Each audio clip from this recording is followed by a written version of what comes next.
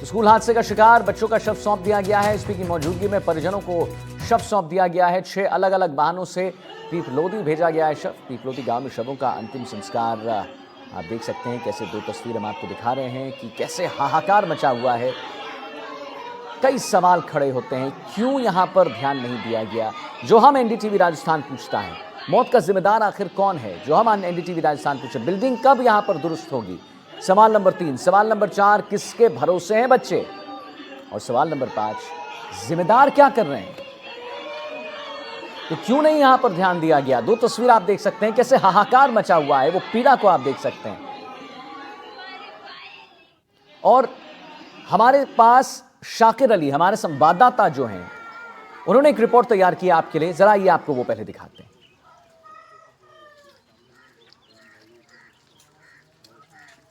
पिपलोदी गांव में मातम का माहौल है। मातम इस बात का कि 6 बच्चे जो है इसी गांव के थे जिनकी मौत हुई है। एक बच्चा इसके पास वाले गांव का है। तस्वीरें जो है आप देख सकते हैं किस तरह से जो है ग्रामीण जो है अब अंतिम संस्कार के लिए यहाँ से रवाना हो रहे हैं। जो मृतक बच्चे हैं उनकी अंतिम यात्रा में जो है गांव के सभी लोग शामिल हुए हैं। प्रशासनिक अधिकारियों को यहाँ तैनात किया गया है। ये हादसे ने जो है एक ही परिवार के 2 बच्चे भी जो है इसमें शामिल हैं। 2 बहन भाइयों की भी इसमें मौत हुई है। हर आंख नम है, हर चेहरे पर जो है वो दर्द नजर आ रहा है, जिस दर्द को भुलाया नहीं जा सकता। जिंदगी भर ये गांव जो है इस दर्द को नहीं भुला पाएगा, क्योंकि जिस तरह का हादसा हुआ है और हादसे में जो जान बच्चों की गई है उसके बाद गांव में मातम पसरा हुआ है।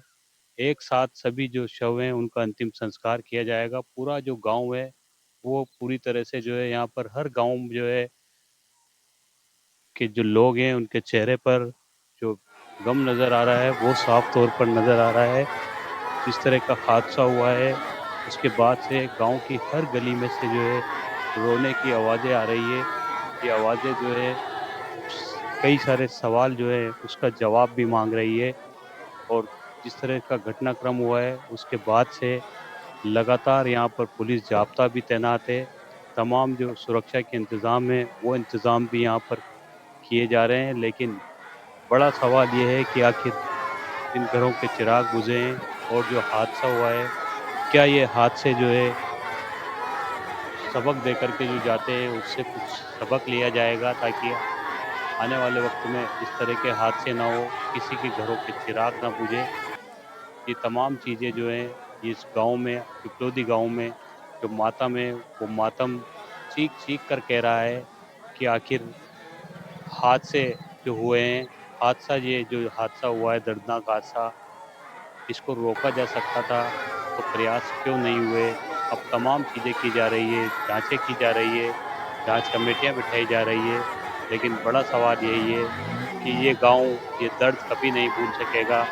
इस गांव की गलियों में जो बच्चे खेला करते थे वो अब इस दुनिया में नहीं रहे। वो गए थे अपने सपने को संजोने शिक्षा के मंदिर में, लेकिन वहाँ उनकी जान चली गई। कोटा के नज़दीक झालावाड़ के पिपलोदी गांव से सहयोगी हेमंत जोशी के साथ शाकिर अली, एनडीटीवी।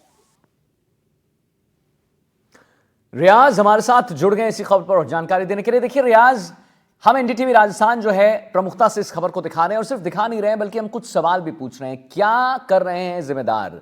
एक सवाल यहां पर यह बनता है, और भी कई सवाल बनते हैं। मौत का जिम्मेदार आखिर कौन है? क्यों वहां पर ऐसे जर्जर बिल्डिंग्स थी, और कई ऐसी जर्जर बिल्डिंग्स है जो अभी भी यहां पर मौजूद हैं। रियाज, क्या लेटेस्ट इस खबर पर रियाज बताएं। देखिए, जिम्मेदारी की अगर हम बात करें तो जिन लोगों पर कार्रवाई की गई है, 5 लोगों को सस्पेंड किया गया है, उनको तो प्रारंभिक तौर पर जिम्मेदार मान लिया गया।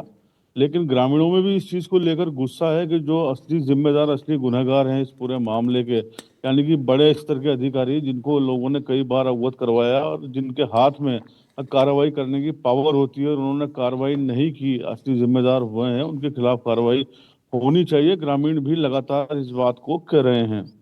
जैसा कि अभी हमने देखा कि बच्चों का अंतिम संस्कार अब वहां पर कर दिया गया है, लेकिन गांव में तो जबरदस्त मातम पसरा हुआ है, वहाँ कोहराम मचा हुआ है और हर जो व्यक्ति है गांव का, उसके मन में काफी आक्रोश है, काफी गुस्सा है, जिसके अंजाम कल हमने देखे भी। जब पुलिस पर ग्रामीणों ने पथराव कर दिया, पुलिस की गाड़ियां तोड़ दी, तो पूरे मामले में ये कहना गलत नहीं होगा कि लोगों में काफी गुस्सा है, ये गुस्सा कभी भी फूट सकता है। झालावाड़ जिले की अगर हम बात करें तो मैं लगातार कहता आया हूँ, यहाँ पर जो ग्रामीण क्षेत्रों में 4 दर्जन से ज्यादा स्कूल ऐसे हैं जिनकी बिल्डिंगें बिल्कुल खस्ता हाल हो चुकी है, कभी भी गिर सकती है। जी। ग्रामीण क्षेत्र तो दूर की बात है, झालावाड़ जिला मुख्यालय पर भी कई इमारतें ऐसी हैं जिनकी बिल्डिंग कभी भी गिर सकती हैं, उनके हाल बेहद खराब है। इस हादसे से एक दिन पहले ही झालावाड़ के महात्मा गांधी स्कूल की स्टोरी हमने की है, जिसके हाल आप देखेंगे तो दांतों तले उंगलियां दबा लेंगे कि किसी जिला मुख्यालय पर भी ऐसा हो सकता है क्या। जी। राजनीति लोग कर रहे हैं, एक दूसरे पर जिम्मेदारी डाल रहे हैं, लेकिन अहम सवाल ये है कि जो ग्रामीण है उन्होंने भी इस बात को कहा है कि लोग यहाँ वोट मांगने आते हैं, तरह तरह के आश्वासन देते हैं, लेकिन उसके बाद कोई हाल पूछने नहीं आता, और उन्हीं लोगों के पास जब शिकायतें लेकर जाते हैं तो वो सिर्फ शिकायतों को लेते हैं और रद्दी के टोकरे में डाल देते हैं, वरना इन स्कूलों को की जो हालत खराब है ये कभी की सुधर चुकी होती है। गांव वालों ने बताया है कि उन्होंने कई बार स्थानीय नेता, सरपंच, विधायक, या प्रशासनिक अधिकारी झालावाड़ तक जाके उन्होंने इनकी शिकायतें की जिला मुख्यालय तक जाकर, लेकिन उन्हें हर बार आश्वासन मिला, और जब उन्होंने स्कूल के सामने जाम लगा दिया और स्कूल में तालाबंदी कर दी तो उनके विरुद्ध मुकदमा दर्ज करवाने की धमकी दी गई और विरोध को वहीं दबा दिया गया।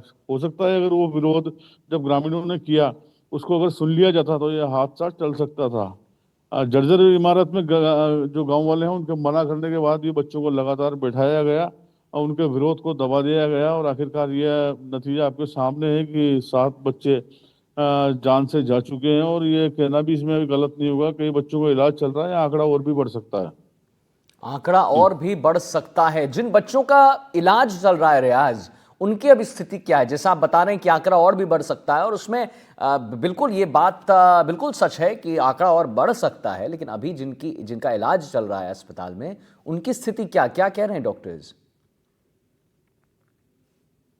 देखिए, बच्चों की स्थिति की अगर हम बात करना चाहें तो बच्चों की स्थिति फिलहाल ठीक बताई जा रही है, और बच्चों की हालत में सुधार है। कुछ बच्चे ऐसे हैं जिनकी हालत खराब बनी हुई है, तो उन पर भी लगातार निगरानी की जा रही है। बच्चे कुछ आईसीयू में भी भर्ती हैं, और कई सारी चीजें ऐसी भी दबे छुपे तौर पर निकलकर सामने आ रही हैं कि कई सारी चीजों को अभी छुपाया भी जा रहा है, हालातों के मद्देनजर बराबर जानकारी नहीं दी जा रही है। अब धीरे धीरे आज अंतिम संस्कार जब होने के बाद अब धीरे धीरे माहौल जब बदलने लगेगा तो सारी चीजें क्लियर हो पाएंगी।